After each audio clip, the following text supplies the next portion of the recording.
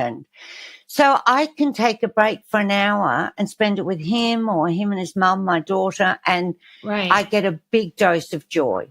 And then I come back to my desk and I think, that's what I'm doing this for. Right. You know, so that. it like I have a purpose-driven business. What I do serves a purpose for me, for my family, for the women I work with.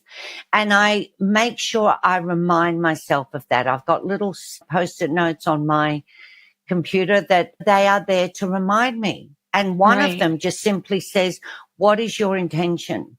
You know, so even like if I'm cranky about something before I respond, I look at it and I think, what is your intention? You know, am I answering this because I'm angry and I want to prove a point to them, or am I writing this to actually help them? Or so it's actually that constant working on yourself. Right. And then when the curveball comes, you think this is part of the journey. Entrepreneurship, if it was easy, everybody would do it. Yes.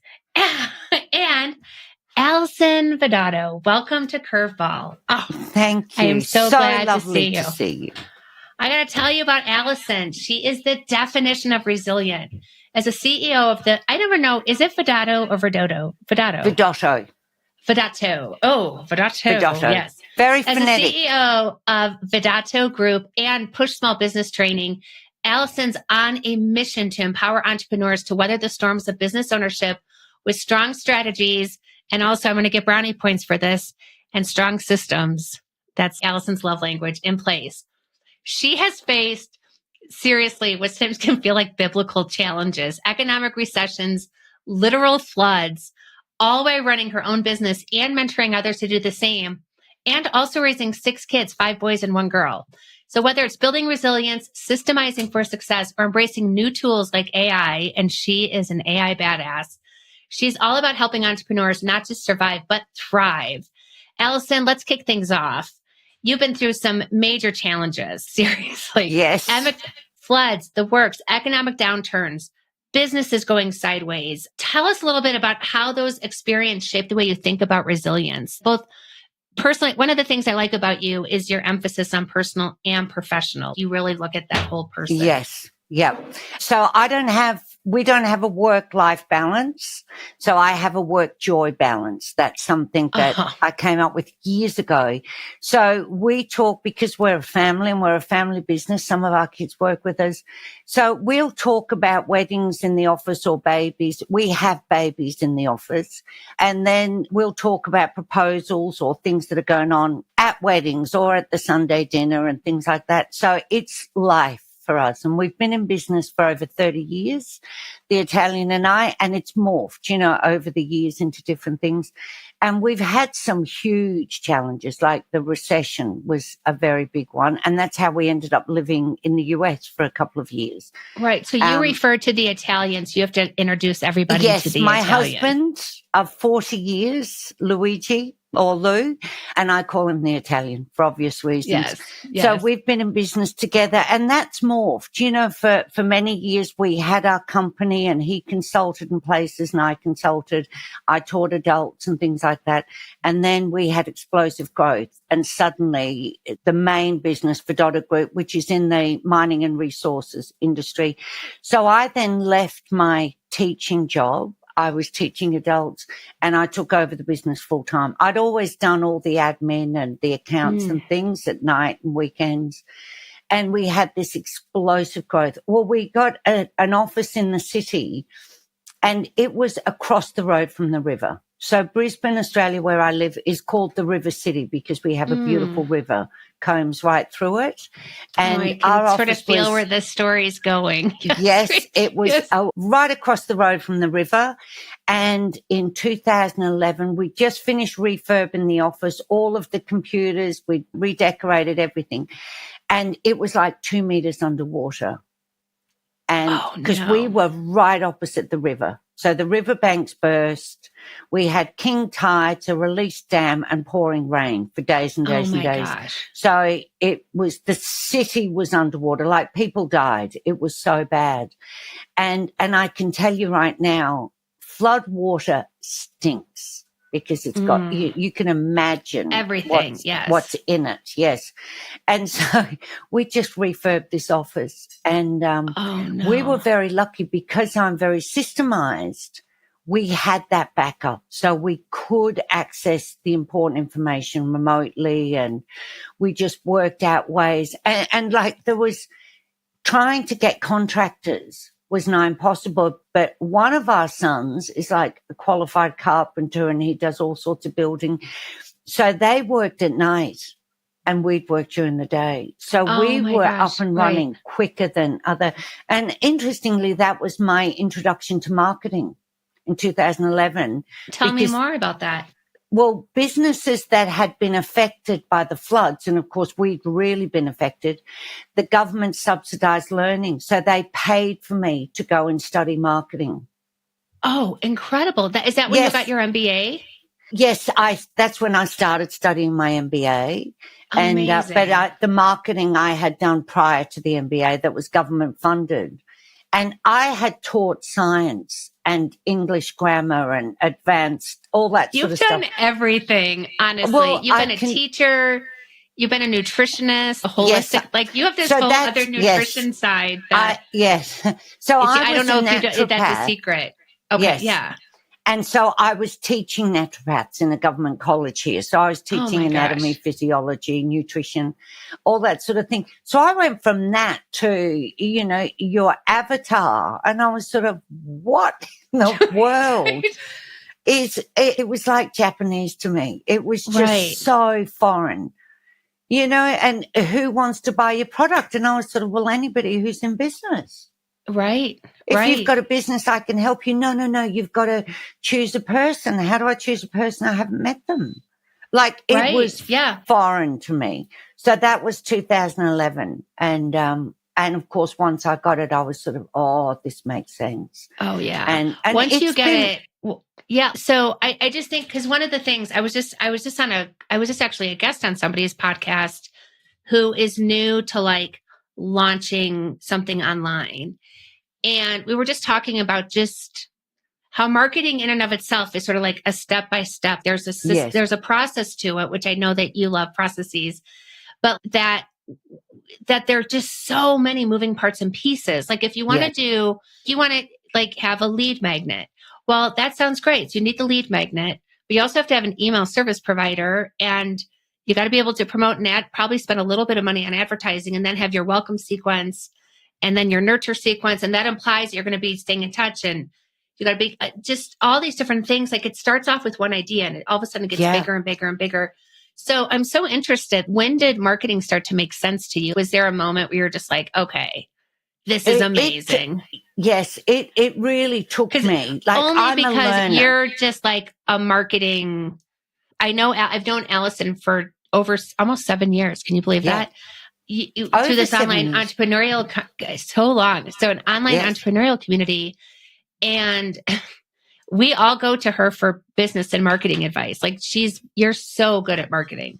So it's so interesting to think student. Like 2000. So that's good. And I study and I study hard. And because I taught, and so I learned learning outcomes and curriculum development. And so I learn like I want to teach it.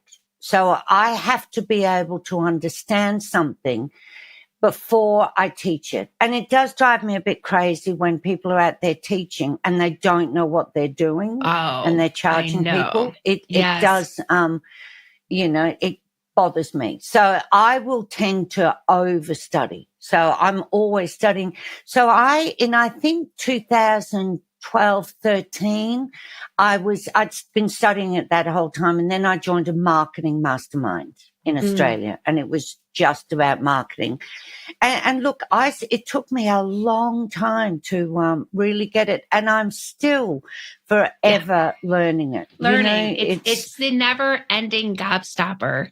Yes. Like once you start, it never stops. Yeah. And here, because we've got a company in the corporate world, so we have like 7-figure projects and things like that. And we deal with these great big companies, and they've got the head of marketing, the head of sales, the head of finances, the head of HR. And when you're an entrepreneur or a solopreneur, you don't have any of those resources. Mm-hmm. So when there's a big problem in sales, you've got the sales manager coming to, to the boss saying, we've got an issue here. We need resources. Or in finances, we've got a problem. It needs to be addressed. With entrepreneurs, we tend to think, I just need more leads. It's just about marketing. Right. And so often it's not. It's about the systems and the processes and, talk to me more about that, because people, I think that's going to feel like a wait, what moment for people. Yes. So here's an example. So I have clients in the real world as well. Most of my clients are digital, but I do have, and I would run training sessions here in Brisbane. And I had one client and she was saying, I need more leads. I need to get more leads. I need to do more promos. And so then I went and I was listening to her and I thought, that doesn't make any sense. You're saying you've got no money, but you've got these clients. So I combed through her finances with her. I went to her office.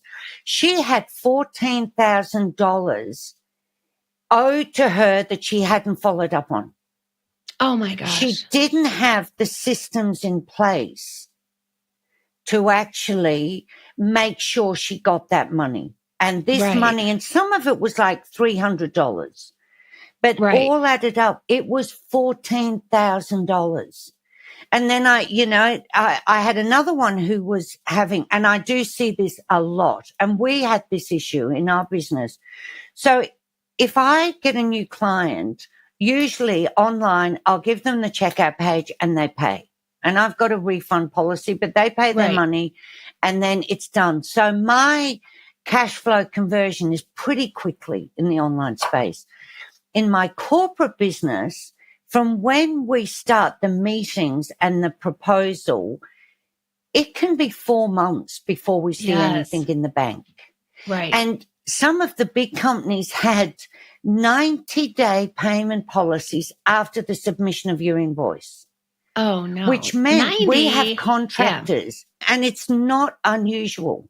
So we'd have contractors that we were paying like $70,000 a month. Right.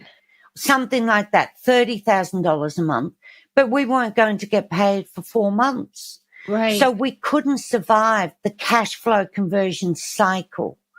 Right. So I say to people, what is your cash flow conversion cycle? How long I don't know. Most businesses that fail have money in the pipeline. They just can't survive long enough.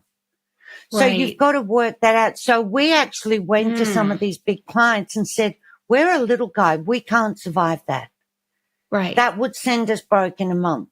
Can you please help us? And they did. And some of them changed it to 30 days. And then we went to our contractors and said, we're really trying to make this work. How long can you hold out? Because this is the problem we've got. Right, right. That was a much bigger solution than getting more leads. Right. A lot of times we think we need more leads, and really I work, my whole corporate career was in the apartment industry. And so people always think like marketing, like our job is to deliver qualified leads to the front door. And then the leasing team it is their job to help them find the right apartment and hopefully like actually close that sale. And so it's just so interesting because we would send so many leads and the property teams would be like, we're not getting any leases. And I'm like, nobody's even following up on the leads that are coming in. That's right. So it's like, so there's something broken there. Yes. So then it's like, so let's fix this problem. How do we make sure like we have a safety net that you're actually like communicating to people when they're. Yes, that is a perfect example of marketing's not the problem. It's the system. Yeah, totally. Because they're not flowing. And we'll often say, like, you deal with businesses. And I dealt with a government program where I was training and mentoring entrepreneurs once a month. This is like 12 years ago.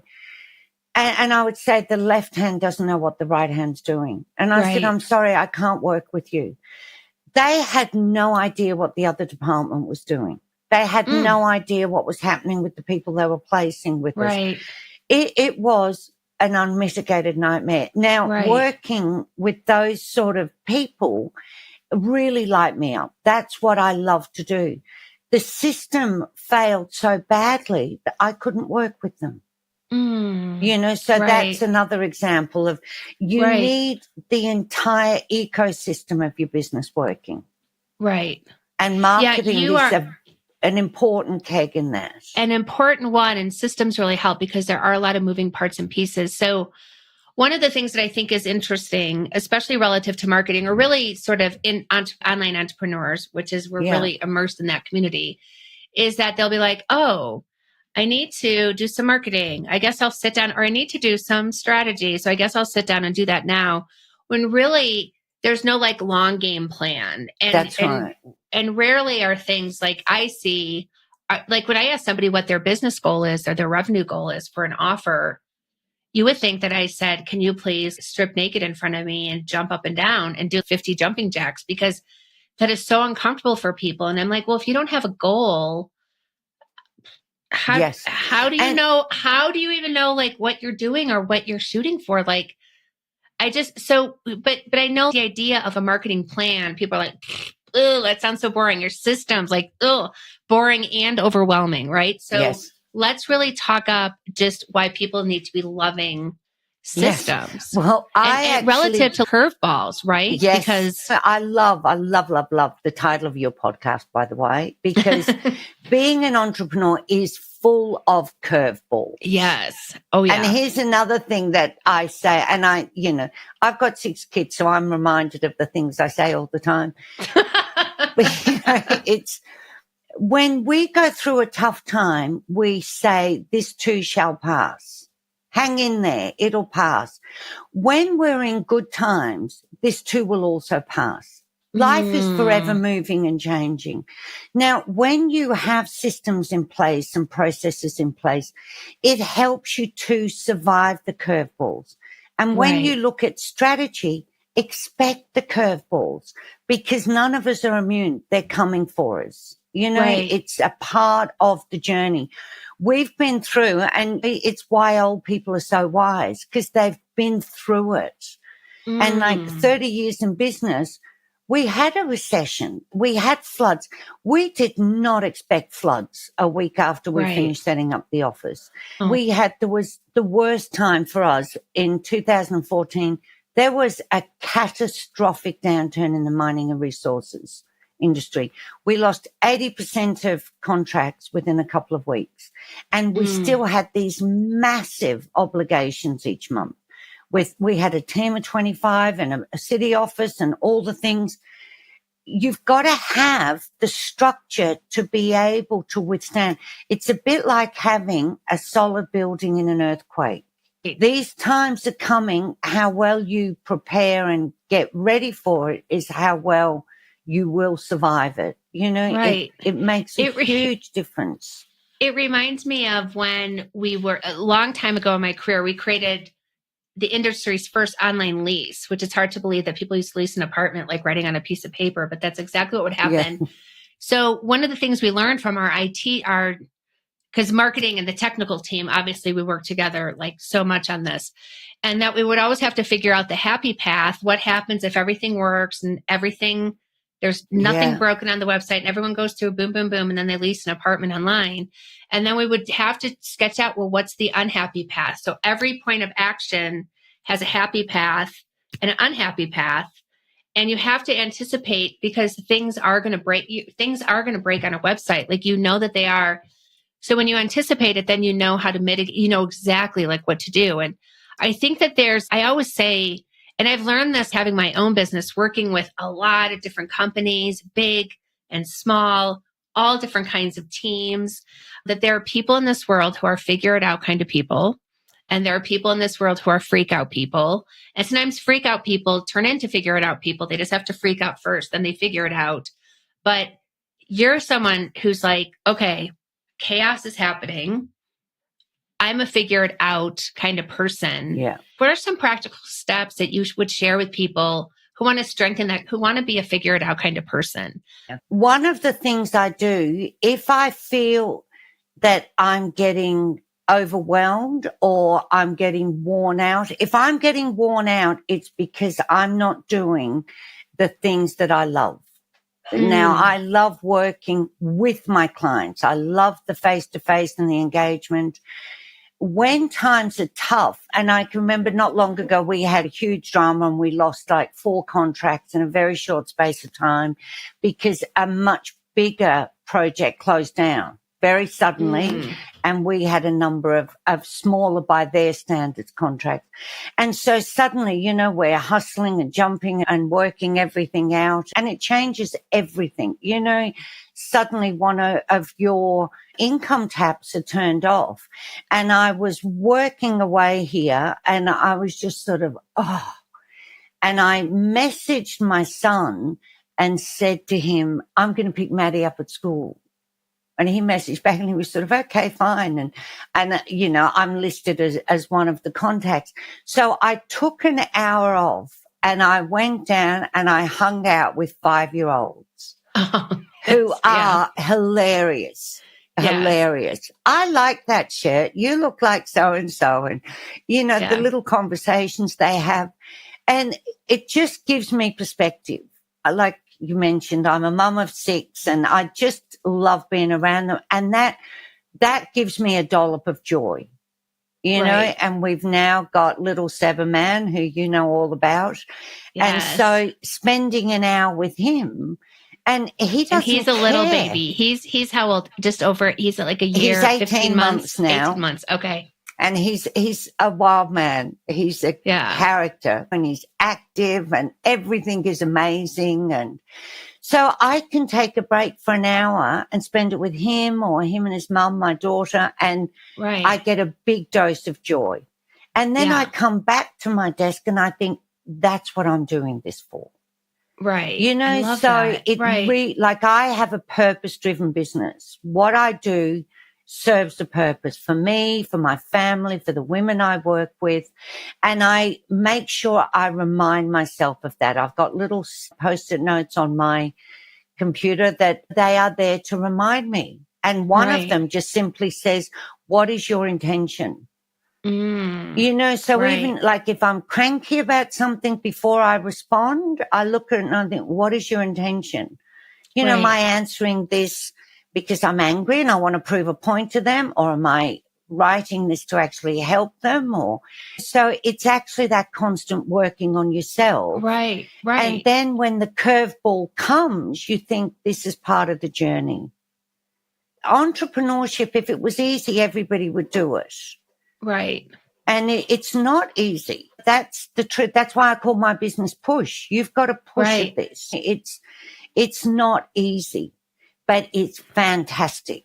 I think it's not easy, but it's amazing. And I think one of the things, because it's easy to, if you have because I run an agency, right? So I have full service clients who I can make a lot more money working with I have to work with like 3 entrepreneurs or 1 corporate client, like one of those kinds of things. But I love doing both of it. But I could have said many, many times, you know, I have this really good full service agency. I love what I do. I can make a lot of money doing this. But can I tell you, the nudge to work with female founders was just nudging and nudging and nudging and nudging. And that nudge just did not stop. And I've always had such a mission in life to never, I remember in my 20s, because 30, you know, when you're 22 and 30 seems ancient. I remember thinking, I don't want to turn 30 and have regrets. Oh, I wish I would have done that in my 20s. And then when I was in my 30s, I was like, I don't want to have any regrets. So I always, and even when I thought I might have something really wrong with my brain this summer, I told one of my friends, I said, I was never really mad. I never had a shake my fist at the sky moment. And she's like, why is that? And I said, well, I think because if you might have a deadly diagnosis on the table, you're going to reflect on your life. Like there's no way you're not going to be thinking about stuff. And I was like, you know what? I really have done pretty much everything I wanted to do. Like I had no regrets. And I'm like, good, I did it, you know, but it is making that intention. How I think one of my favorite things to ask myself, speaking of intention, is looking back, remembering this scenario right at this moment, like 5 years from now, looking back at this moment right now, how do I want to remember myself having acted? So I put myself like 5, and that's a really good one too, because it helps you. I just always think marketing needs to be intentional. I always say that, like, good marketing is never improvised, 100%. you know? And so that 100%. intention just, because it also slows you down too, so you can respond and not react, I'm assuming too. That's right. And the other thing is when you're intentional and when you're strategic and you have a path, if you've got a plan when you're driving and you take a wrong turn, you know you've taken a wrong turn because you knew where you wanted to go. Right, right. If you don't have a plan, how do you know you're off track? Right. You know, you've got to have that. And, you know, I had a client who's become a friend and her business was in a world of trouble. And she said, can we meet? Anyway, we met and we had breakfast and, you know, we're talking about her business and I'm helping her with things and I'm you know, you've got to get the systems in place. That's the first thing you've got to do. And I do get animated because I love this. So I'm Deborah. And she said, Allison, you know, systems are not sexy, right? They're the sexiest. I looked at her and I started grinning and I said, okay, fair point. Systems aren't sexy. How sexy is a healthy bank balance? Yeah. How sexy is being able to help your kids get started? Right. How sexy is it, you know, going on holiday to your favorite city? You know, that's the path to the sexy goals you've got in place. Right. Right. Yeah. And she was sort of, oh. I said, you know, it's so important. And when you've got them in place, it's easier to deal with the curveballs because the curveballs come. And so when the curveballs hit me, and you asked earlier, you know, what we do, one of the things I like to do is I will map it out. Okay. What is actually happening? Right. Because there's always a solution. We just need to find it. And, you know, sometimes the solution is we need to just survive this. This is not about, you know, building profits or creating new products or anything. It's what do we need to do to survive this? Right. And once you start that and start looking for solutions, the brain shifts. And it becomes solution focused and you need to be solution. I am so sensitive to language. So in my courses, the things you're not allowed to say is you can't say, I'm really struggling with, or I'm really, my biggest, not challenge, but like I'm being really challenged in using it. I'm struggling. And I'm like, no, we have to turn that around immediately into an I'm curious statement. Yes. Because it's like, I'm struggling with, like, I just chatted with someone this week who's struggling with this idea of a business that brings in money that they're not super passionate about, and then something that they're super passionate about, but they're like sort of confused, like, you know, so they're sort of, and a lot of times when that happens, for some reason, our brain is like, well, it's neither or. Here's your work and here's your love, and it's never going to. And so I was just like, you have got to stop using this word struggle. I'm like, because you literally, your brain is now searching for battle, right? Like it's preparing for a fight, when really, if you're just like, I'm curious, how could I do both of these things at the same time? Or I'm curious, could I ever be doing both at the same time? Which is really powerful. The answer is always because I hate when people say they don't have time. I literally am just like, you have got to come up with a better means excuse. that it's not a priority. I studied neuroscience. I did neuro leadership for quite a while. Oh, of course you did. Of course you did. Well, you know that. Yeah, that was my thing for quite a while. And it still is, and especially self-leadership and how we talk to ourselves. Right. I think it was Michael Singer, one of the life-changing things I read, and I think it was in Michael Singer's book, The Untethered Soul, I think it was. Oh, okay, yeah. And he said, you are not the voice inside your head. You are the person listening to it. Oh, I remember you told me that, and I wrote that down on a Post-it note and was like, so that incredibly is so good. powerful. Yeah. So it stops all the negative thought. You know, it's sort of okay, so that's interesting. Imposter syndrome's coming up big there. And then you move forward. And another incredibly powerful thing was Dr. Carol Dweck, who wrote the book Growth Mindset. She's an expert on mindset and unbelievable woman. And she said, like, the most powerful word, and it's really tiny, is the word yet. So when, like, I struggled with marketing, and instead of saying I'm really struggling, I would say I'm not clear on this yet. Right. And that yet told me this is a process I'm in. Right. I love that. I'm making progress. It's not, I can't get this. It's the same when people say, I'm not good at math. I can't do math. It's sort of, I haven't worked out my finances yet. I haven't got my finances to a point I want them to be at. That when we had like the worst of times, it lasted for years for us to get out of that. I actually took quotes, particularly from Carol Dweck's book, but there were a few others, and I printed them out and I laminated them and stuck them around the office. And I would say to the team, we have to stay strong here.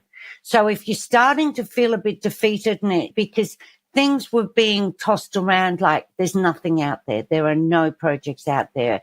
We had people we knew losing their business every day. And so I would say to them, go for a walk by the river, get a coffee, go for a walk, talk to someone, come back and just get that, because having a growth mindset approach to any curveball.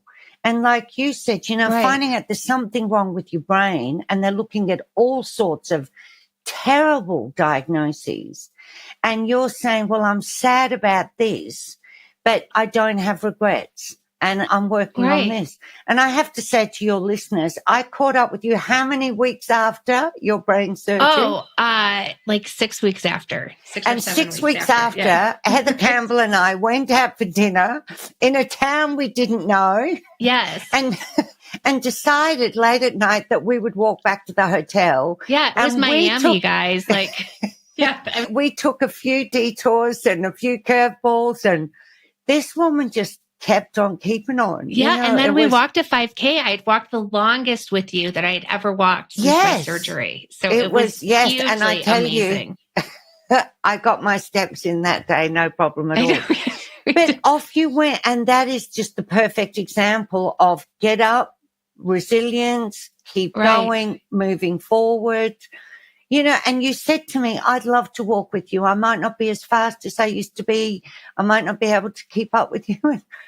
You just kept on keeping on. That's what resilience is. Yeah. You could have easily said to me, I had brain surgery 6 weeks ago. I'm sorry, I can't walk, but we can sit and have a coffee together. Right. That's resilience. No, but like, I think about my doctor saying you're not going to regain anything you've lost. And I was like, well, I'm going to try. And they're like, okay, try. And I'm like, but you got to be careful about what you say to certain people, because I could have just said, well, I guess that, and I would have been on crutches. I could have been on crutches. It's because crutches literally suck, but they're also extraordinarily helpful. I'm just, these are so clutch. I'm like, the crutches are clutch, seriously. But because I went to 3 concerts on crutches, and I'm like, there is no way I can do this next summer. No way. And so I was very motivated, but I was also, I don't know. I love a good challenge too. Like when the doctors were like, you're not going to regain anything. And I'm just like, watch me. And I will. I'm with you. Yeah. And you I'm going to at least try. Yeah, for sure. And you look at neuroplasticity. Right. People are rewiring their brain all the time.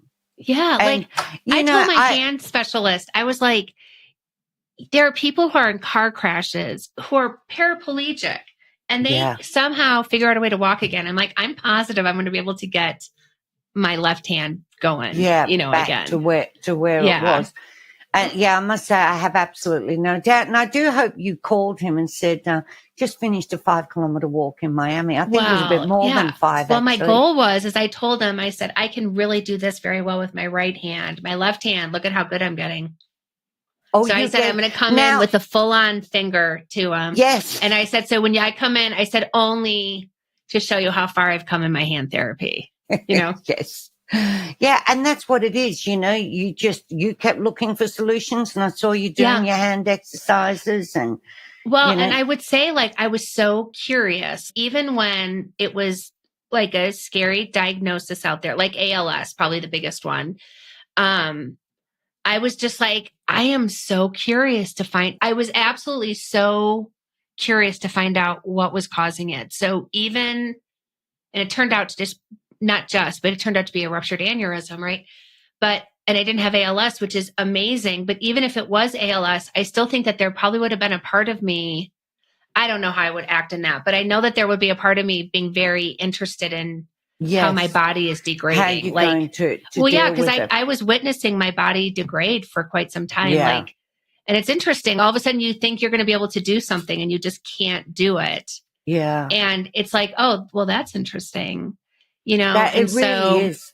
Yeah. But I was just like, that's all I would say is all my journaling, I'd be like, I am just so curious and excited to find out what it was. And I'm so grateful it was something that was able to be resolved, you know, like it was amazing. Oh my gosh, I know. So I do want to touch base and just chat and wrap up with a conversation about AI, because I know we jumped on that AI bandwagon, and you were like, you were like so soon, like immediately after. I can still remember. So I walk. Your face lights up like you're talking about one of your grandkids. You're like, oh, and you know, AI. I was actually walking, and I'd heard about ChatGPT, and then I had a play, and I was just like, you know, I literally got up and I went for a walk. And I didn't take my AirPods, and I just walked, and I bought myself a coffee, and I was sort of, this is going to be a game changer. Yeah. Because the one thing, the small end of town, which I dearly love, could not compete with the big end of town. We couldn't get specialist copywriters. We couldn't get graphic designers, the head of finances, the head of marketing, the head of sales. Now we can. Right. Now we can access the data. And I was sort of, this is going to be a game changer. Yeah. This is going to level the playing. And I love anything that levels the playing field a bit. You know? I do too. Yeah. Because I think we deserve a bigger piece of the pie than we get. And I just loved it. So I actually came in and I was sort of, who's behind this? Who's offering training? What books are available? And I was so excited. It was, you know, like hearing a new song from your favorite singer. Right. So what is a way that business owners can use it to help, like, to manage crises, but then also create more of that stability and success too? Like, how? Well, I think if you look at it as like your favorite team member, because they're just so super smart and so loyal. So affirming. They're so in love with, they think they think you're amazing. Yes. You know? And especially, you know, like I can really give chatty cheek, and I do sort of, are you asleep? Yes. Are you actually asleep? Has somebody pulled the plug on you? And here's what happened to me recently. And I think you're aware.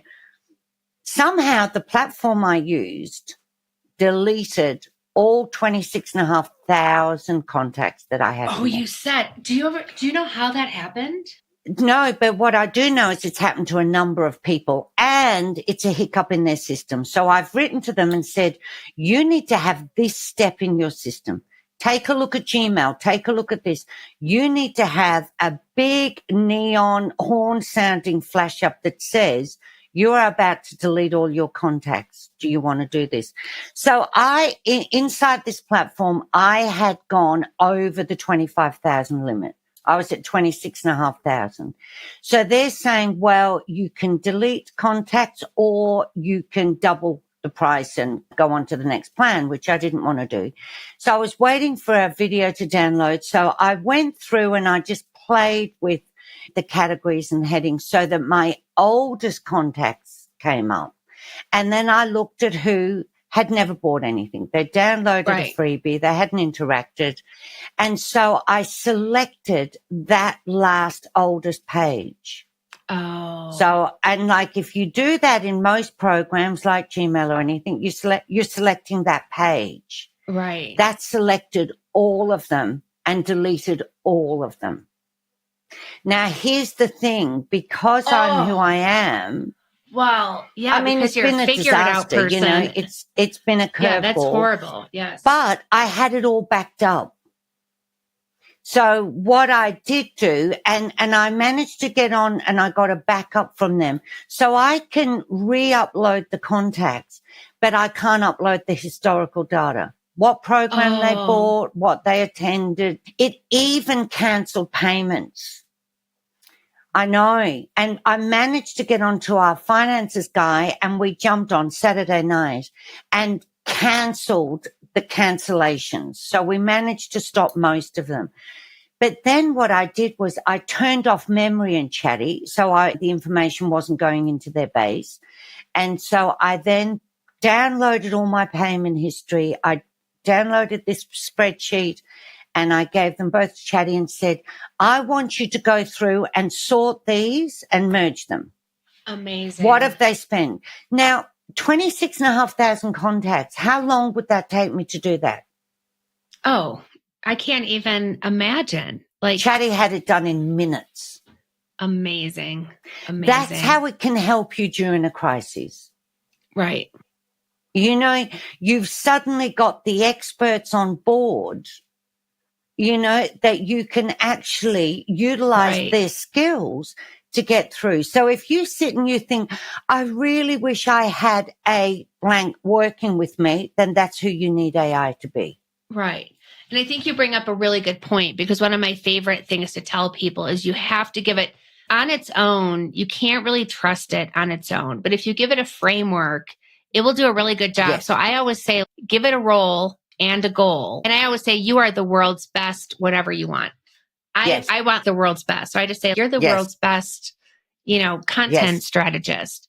And my goal is to have 30 social media posts that give me a runway up to my offer, for instance. Yes. And so it will do a good job. It will do a pretty good job doing that. I like to give it, the more information you give it. And it has recently, I've noticed it has gotten really, really good. It has gotten really good about really cross-referencing conversations. And because I've been training it in my voice. I have a couple of custom AIs that get trained in your brand voice, so it can actually write like you. Because I want a 95% good first draft. And look, what you say, Heather, is so, so important. Giving it your voice. You know, AI is, nothing can detect AI like AI can. Right. So you're going to go down in all the search engines and the algorithms you go pumping out. You know, as you say, get it in your brand voice and then tweak it so that it sounds like you. Yeah. And look, it really is an incredibly valuable asset, and it's not going anywhere. No, I think it's only going to get bigger and better. I've been really pleased. I really love the ChatGPT app too. And one of my best, not even insider secret, but is to use the microphone feature, because every day. when we start to write, I just noticed that when people start to write about their business, they're just like, oh no, I need to become a completely different person. Where I'm like, no, just talking to it like you would be talking. And sometimes people are nervous about that. So what we do is we set up like that you interview each other and then you record that, then you give that to because that's super helpful, because that's how it's going to get your little colloquialisms and the way that you talk. Especially because, you know, I always have an element of humor in mine. I'm always trying to be a little cheeky and funny in all of my content. And oh my God, if there's something that does not have a sense of humor, it's AI. I was just like, is your point of reference like a show like on the Disney Channel, like The Sweet Life of Zach and Cody or something? I'm just like, your sense of humor is so lame, Yes. but now that it knows my voice, it really, it wrote something for me the other day where I was just like, this is so amazing. Like, it was so Yeah. good. Now it's taken me, it's months and months and months in the making. And you have to use it all the time too. We should just have a whole separate one just on AI. Yes, because we should. I could literally talk about this for hours. Yes. So Allison, if people want to connect with you, when Allison does have an amazing opt-in called, it's not the mother of all chats. What's it called? The mother of all chats. No. No. What I've is got the master, ChatGPT checklist, and I've got AI Essentials. They're freebies. And I've also got a free video don't you called have that Embracing super prompt? AI. What? Oh, you don't? Okay. I was going to say, don't you have that super prompt? Oh, yes. I've got prompt engineering as well. Okay. That's another one. Yes, I've got all the things, but she has all the things and all the ideas. So she's marketing systems and AI. Yes. You're going to, yes, and this just goes to show you too, we have two people operating in the same realm and there's enough for everybody. So 100%. When my business was in trouble and people saying there's nothing out there, I said to them one day, hold on a minute. There would have been 100,000 projects going on in Australia alone. Even if it's been a 90% crash, which of course it hadn't been, that leaves 10,000. Right. How many do we want? 3? 5? Right. And it's the same with us. There are millions of entrepreneurs, tens of millions, and we both bring a different kind of awesomeness to it. Yes, totally. I know. Mine does not with as good of an accent. So how do people connect with you? Give me your web address, your socials, and then we'll also put this all in the show notes. It's Alison Vidotto, exactly as it sounds and is spelled. Vidotto. Yes, that's it. Yes. Vidotto. It's actually Allison with one L too. Yes, I'm Allison, not Allison. If you put that in, and there is no other Alison Vidotto, which is really fortunate. That's incredible. You'll find me anywhere, and the freebies. I'm on the different platforms, and you'll That's find wonderful. me no problem. There are a few Heather Campbells. There's another Heather Campbell at my yoga studio, and I'm like, who is she? I would love to have a class with her to see this, just to see another Heather Campbell, to see is she cool? I have a friend in Australia who's Heather Campbell. And I hope I'm your favorite Heather Campbell. Of course, you're my favorite American Heather Campbell. I like your, thank you. And she's your favorite Australian? She's my favorite That's like when Australian. I tell my son, my only son, I'm like, you're my favorite son. And my daughter, my only daughter, I'm like, you're my favorite daughter. Yes. And I say to mine when they were little, you are my favorite 8-year-old on the planet. Oh, favorite 10-year-old on the planet. See, abundance. It's always a joy to talk to you. You too. Oh my gosh. Thank you so much for today. It was so fun. My cheeks hurt. It's so lovely.